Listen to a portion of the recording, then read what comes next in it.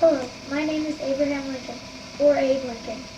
I was born in Hodgenville, Kentucky, in a one-room log cabin on March 12, 1809. My parents' names were Thomas and Nancy.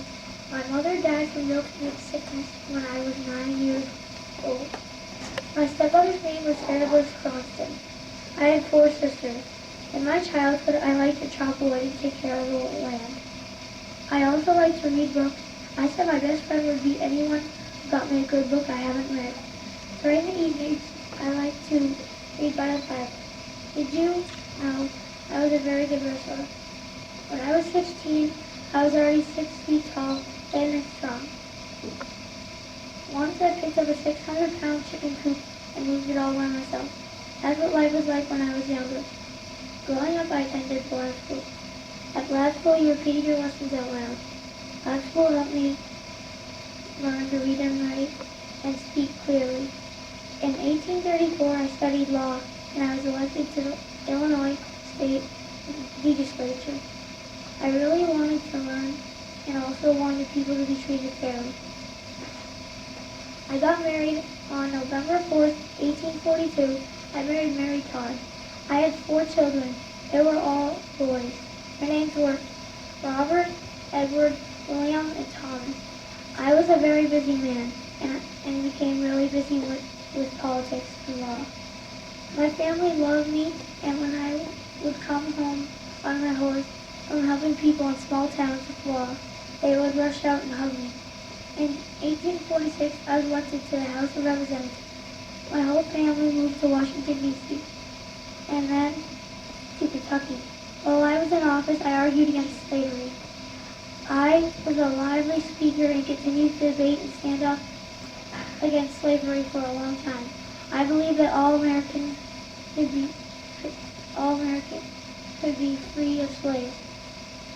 In 1860, I decided to run for president. I became president on March 4th, 1861.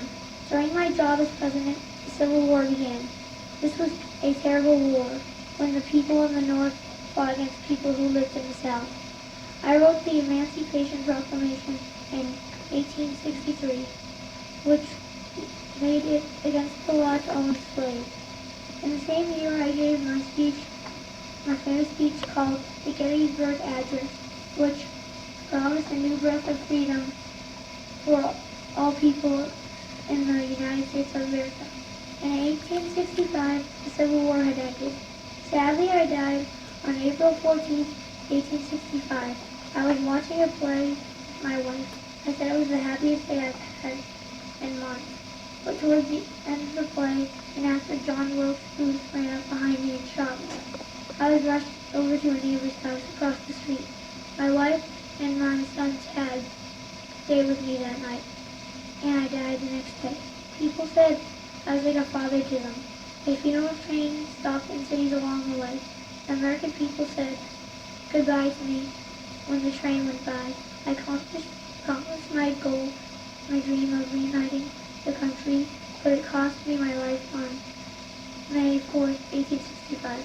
I was buried in Springfield, Illinois, next to my 2 sons, Edward and William. Even though I died, my dream of freedom for all Americans lived on. I had worked against great odds to free the slaves and to keep the United States together.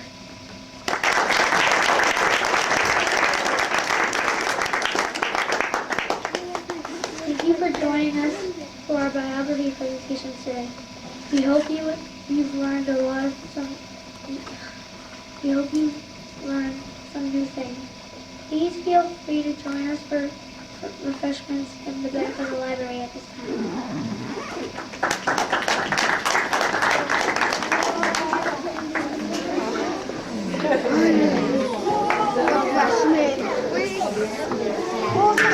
Great costumes. I know.